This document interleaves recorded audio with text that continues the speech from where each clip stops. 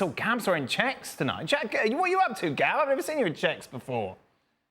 Well, I figured Halloween is coming around, and thought it seemed like everybody puts checks on Halloween, don't they? There you are, beautiful. Don back with us as well. Don, 10 subs, that's a lot.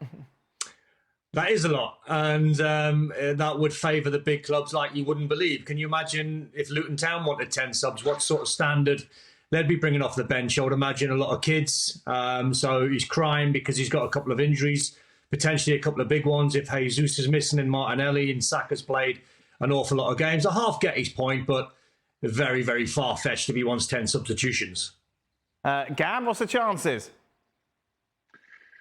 I don't know. I possibly at some point, I don't know if you jump from 5 to 10, but can I just say this notion that more subs favor bigger teams because they have bigger names on the bench?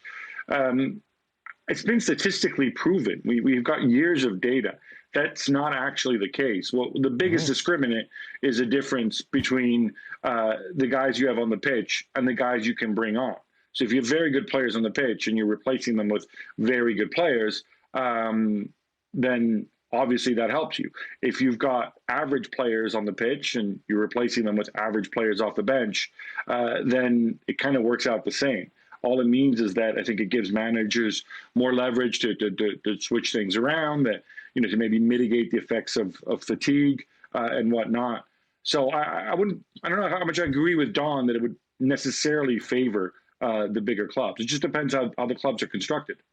Well, it would, Gab, because if a team like Arsenal and the teams who have got a lot of money to spend would buy big money players for their 11, therefore they would drip down onto the bench. So if you've got a massive budget, like I would imagine the top 4, top 5, 6 have, the teams that are coming up from the Championship haven't got the same sort of budget.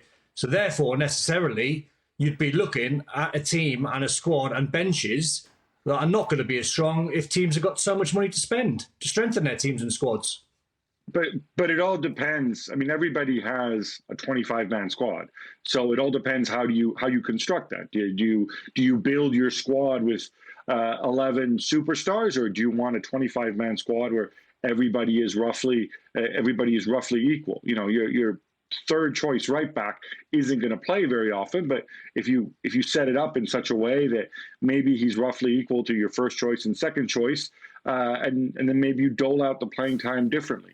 It's not as if Arsenal are going to sign 50 players and Luton Town will just be stuck with 11. Luton Town also have the same comparable number of senior pros. They're not as good because Luton Town aren't as good, and they have maybe 1/10 the resources that Arsenal do. I'm going to draw a line under that discussion for the moment. Stevie, 10 substitutions? What's an absolute lot of nonsense. Yep. I mean, to talk about it is we shouldn't even be talking about it. How stupid is it? I mean, really, come on. He's talking about the fact, obviously, Partey's injured. We see Jesus injured. Wowee.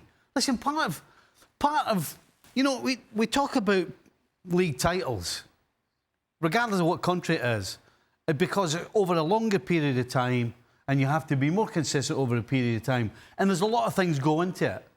Sometimes it's the team's just so good, it plays such great football, scores loads of goals, wins in style, but a lot of it is the other bits.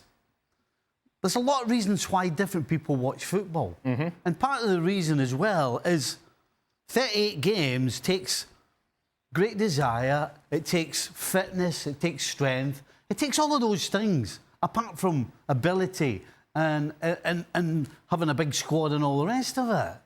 So if you start throwing 10 subs in because you can take people off when they get a little bit tired, I mean, you're taking a part of the game away.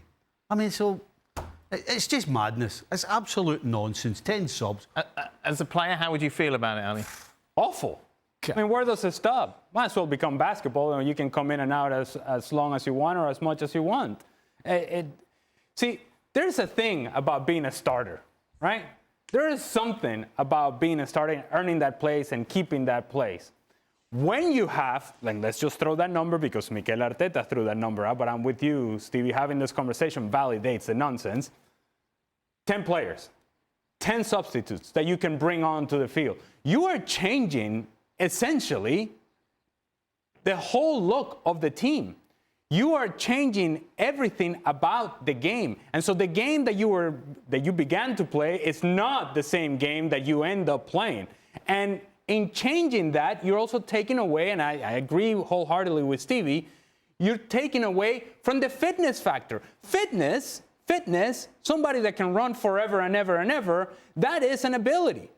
And to be able to, at the 80th minute, have more energy than the guy next to you who you're fighting against, who you're battling with, and that gives you an advantage. You're taking that advantage away because now we want to have 10 substitutes. Again, we're changing the look of the sport. We're changing the sport as a whole. We're changing everything about the sport unnecessarily so. We go back to an era in which there were 2 substitutes. 2. Right? Stevie's got one finger up if you're listening in the podcast. Okay. Yeah. One. Okay. One. There was only one. One. Yeah. There we Well, go. That's before my time. And the generation before me, there was none. Wow. Right. And while, okay, the game can progress, the game can evolve, can move forward, this is a leap forward that takes us into a place of nonsense, and we don't need to go there because the game is not calling for it. Mikel Arteta is calling for it. The game is not calling for it.